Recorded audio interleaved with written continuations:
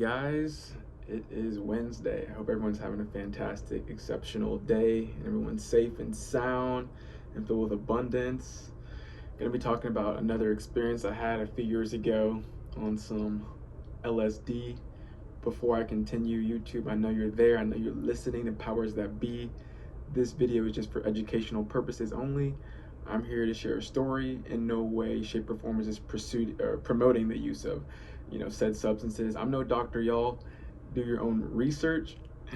I'm here to share stories and talk. That's what I'm here for. So yeah, this was my junior year in college at Texas Tech University. I love that university so much. Had so many cool things.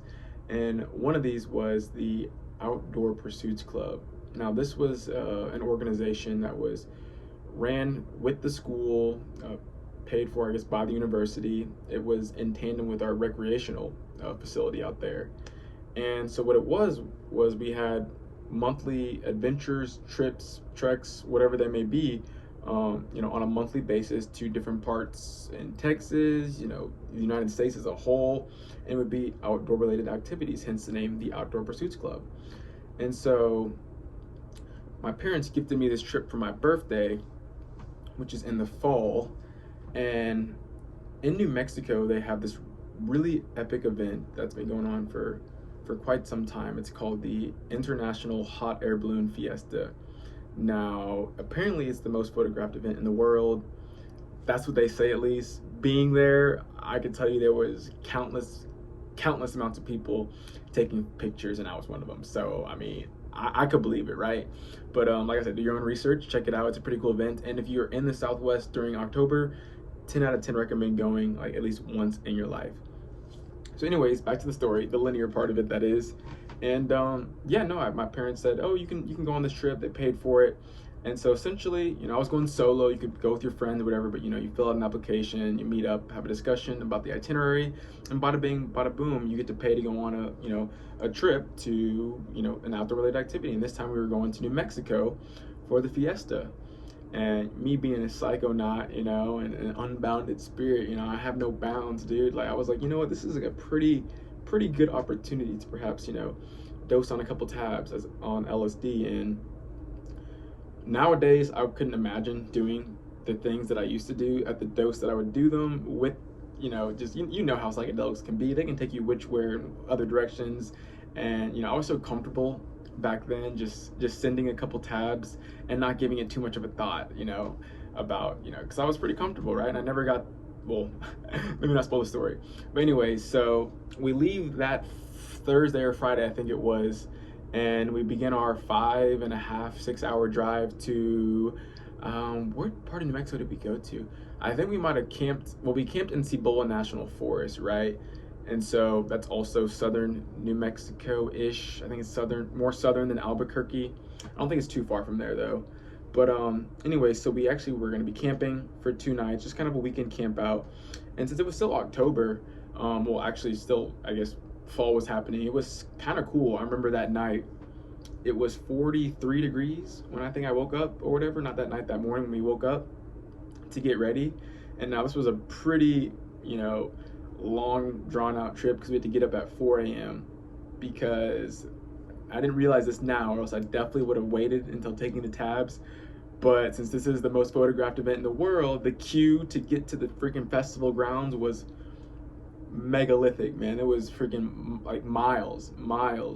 And so we got up at 4 a.m., had a nice breakfast of bagels and cream cheese, and got on the road to get to the festival grounds, right? From the national park where we were camping. And I was like, you know what? Okay, I'm going to go ahead and take these tabs now. And I think it was probably like, I don't know, 5 in the morning. I think I took them pretty soon after breakfast and we got in the van. And now just to give you guys a visualization, this is like one of those white rental vans. So like everyone's packed in there. We got a van full of people, college age kids, and the staff, they're also college age or whatever because they go to school. And so we're all packed in this van going to the festival grounds to get in line.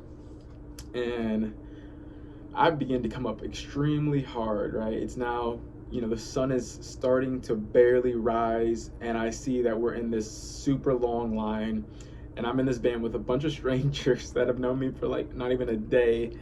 And you guys know that come up sensation, anxiety, not really, but just like sometimes the intensity of it can be, a bit much. And being in a cramped van, I thought I was gonna be outside already. That was my thought, so I didn't think that far ahead. It was definitely not ideal. I didn't even have that much leg room, so I'm just like in the side seat in the van, and like I'm starting to trip balls. Like everything is so intense. Like I can hear everyone's breathing. Like the music on the radio they're playing like some folk indie hipster stuff, and it was just like super interesting. And I was just like trying to just like just be sitting like this, like where in reality like this was me, and I was trying to limit my emotion, but I was just like that was how I was reacting currently, because I was just like, this is a lot. Focus, zen out, just patience.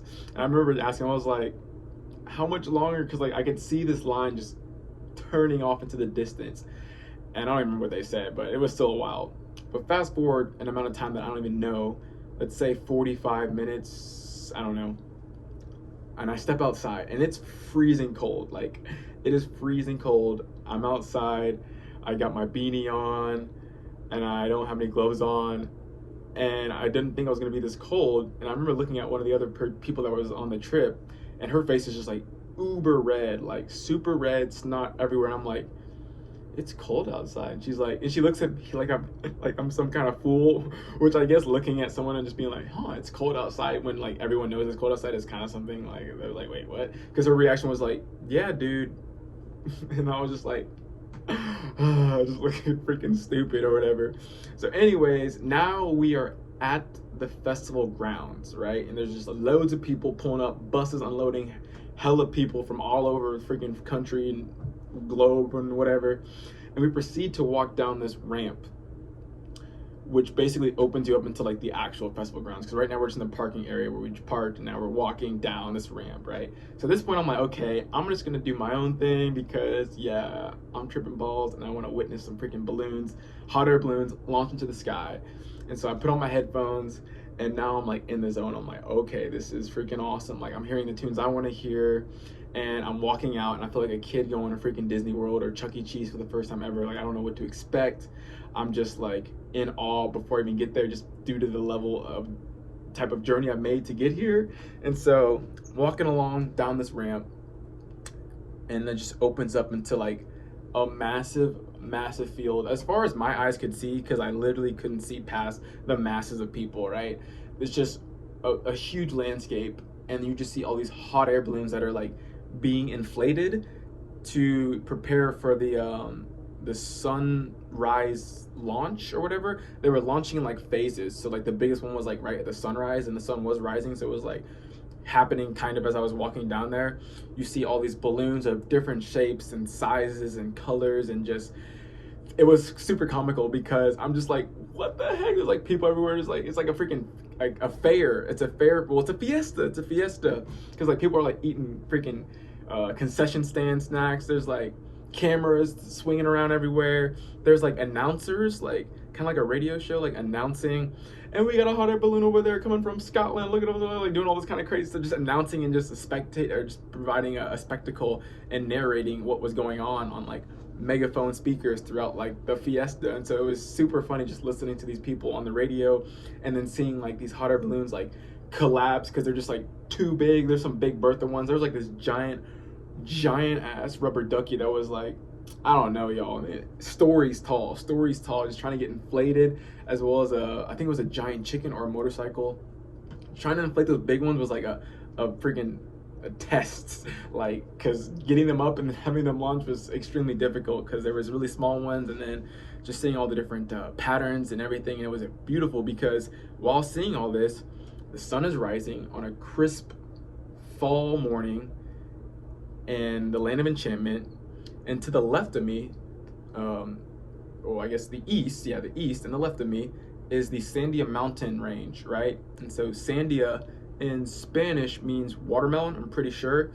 And so the natives called it the Sandia mountain range, because when the sun rises and casts its light upon those particular mountain tops on that range, it emanates a nice reddish golden watermelon color that is so beautiful. It was so beautiful. And the sun is now rising, like right between the crevice of these mountains, man. I'm looking straight at it. I'm like, I've looked at the sun so much while tripping. My eyes probably have permanent damage. That's okay, worth. Anyways, I'll never forget the song that's playing. It's Beautiful Creatures by Illenium. If you guys don't know who Illenium is, check him out. If you know who he is and don't know the song, check him out. Beautiful Creatures by Illenium. It's a great song. And I guess I'm peaking at this point in time. I don't know where along this was, maybe like hour 3, I don't know. Anyways, like, I'm listening to this song and I'm watching the sun rise between the mountains, and just I'm so encapsulated in that moment, and it was so beautiful. Like, tears came to my eyes. I was evoked such emotional happiness and bliss as I was just witnessing that profound sunrise in this mystical landscape. And yeah, the rest of the journey was just like trying to get through people, because as I was starting to trip harder, because that wasn't the very peak, that was probably like 3 hours in, I had some time to go. I was trying to, distance myself, but I was at a place that had a lot of people. So I mean, when you get in there to see these freaking balloons and try and navigate, you're squished in there. Like, I'm talking like body to body, body to body. I was hearing all kinds of foreign languages. So it was just like a chaotic drone. I was like, all right, I think I got to get up out of here, because there's just too much, right?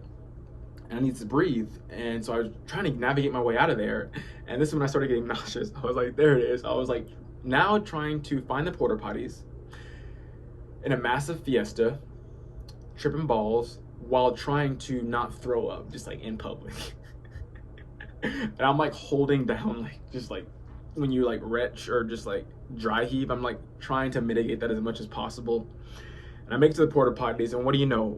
There's a freaking line. There's a line. Of course there's a line. So now I'm in line. I'm just like, everything is fine. I'm having the time of my life. I just gotta throw up in the porta potty at this festival.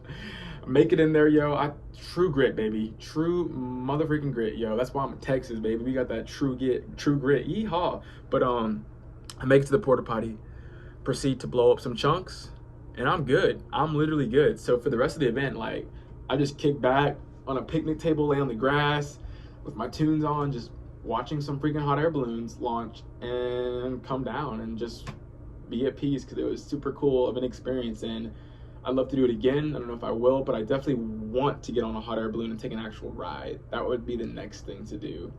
But yeah, no, the rest of the weekend was awesome. We did some cool hikes. If I can manage to figure this out, since I'm sort of new to YouTube, I'll try and maybe include some photos, possibly, don't get excited now, but I'm gonna see what I can do once I Google a little bit. But yes, the rest of the experience was super easy. It was a downhill slope, just enjoying the tunes, enjoying the nature, enjoying the landscape, and then getting to just go back to my campsite and hike some trails and free roam it up, and then have a nice dinner, and then wake up and do it again Sunday morning, then head back to freaking Lubbock to continue my life as a student. But yeah, that was my LSD International Hot Air Balloon Fiesta trip. Many more to come. If you guys have any suggestions, feel free to comment below. But I hope you guys enjoy the story as much as I did retelling it to you. And yeah, I'll catch you guys next time. Peace out.